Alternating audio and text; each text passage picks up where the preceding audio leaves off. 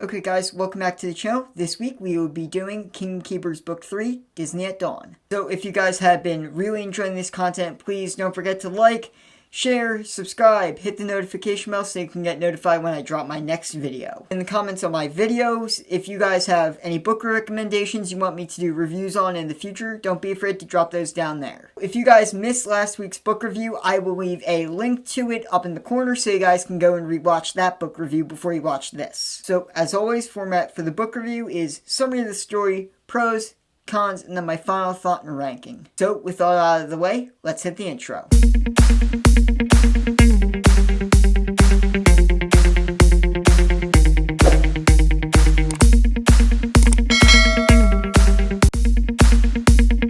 This book takes place several months after the first book. The DHIs have now been re-established and ready to be reintroduced back into the parks. During that time, the Imagineers have been slowly debugging the DHIs so they won't do the crossover thing. So Disney holds this really big re-establishment parade and everything's going well until an event called Blue Sky Lightning strikes. And it turns out that this is Maleficent attempting to escape. So Maleficent ends up escaping and they actually reveal that the Overtakers have another cloned DHI server. We're able to capture Jess once again and create a DHI version of her. It is up to the Kingdom Keepers to use Jess's journal to figure out where she's being hidden within the animal kingdom before it's too late. So during this entire adventure, the kids can't actually fall asleep because if they do, they will link up to the Overtakers server, and if the Overtakers capture them, they will be in SBS or Sleeping Beauty syndrome forever, and they have no chance of waking up.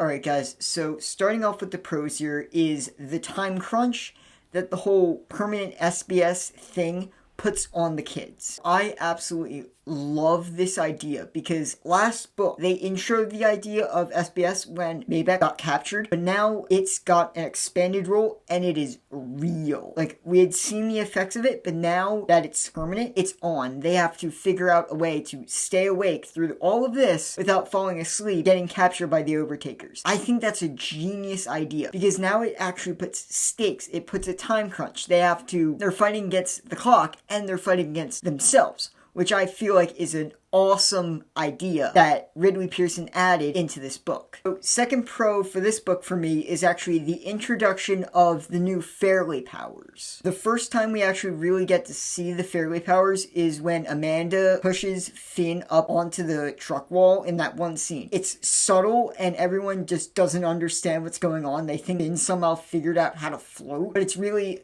Amanda using her powers. And it's done in such a really subtle way that the others aren't suspicious of it, but it still gives a really good, solid introduction to a part of the series that I really like, that it expands into other magic things aside from the Kingdom Keepers. And those powers continue to be important throughout the entire series. Third and final pro is the fact that Ridley Pearson chose to use Animal Kingdom and not Magic Kingdom for this book. So again, I think this was a brilliant move by Pearson in this book because we'd already done Magic Kingdom for the first book. That's still a really good starting point, but it made sense to expand to the other parks. And Animal Kingdom also gives, if you've read the book before, it gives a lot of interesting things because a lot of the different challenges aren't characters, they're a lot of animals that are under Maleficent's control. And that's a really great idea. Like, obviously, you're not going to have Magic Kingdom characters in the Animal Kingdom. You might as well just use what you have. Ridley Pearson does this incredibly well. I feel like it was a really great choice to use Animal Kingdom and not Magic Kingdom for this book. And I really do appreciate that.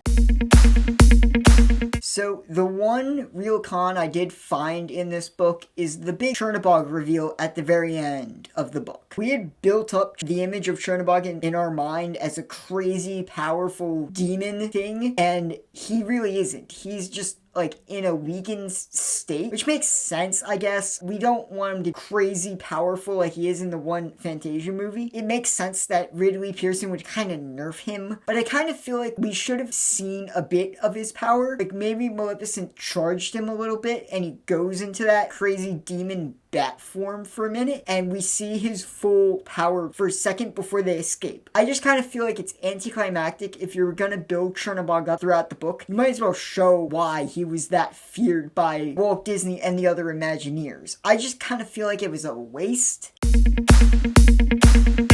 Final thought and ranking here. I really do like this book. It builds on a lot of what we really did like in the first book, and it expands it a lot more to the other parks, and I personally love that. I feel like this is a really, really good sequel to the first one. It's a worthy successor, and it continues, like I said, what I loved. The only one thing I did not love, like I said in my cons section, is the Chernobog reveal. I feel like it's a bit anticlimactic. Ridley Pearson could have oomphed Chernobog's power a bit just so we can see him in his full demon bat form. But other than that, I really do like this book and genuinely feel like it's a really good read. So I'm going to give King Keeper's Book 2, Disney at Dawn, an 8 out of 10. Again, guys, thank you guys so much for reaching the end of the video. I really appreciate it. If you guys like the video, don't forget, like, share, subscribe, hit the notification bell, and all that good stuff so you guys don't miss another video. In the comments, if you guys have your own book reviews for Disney at Dawn, I would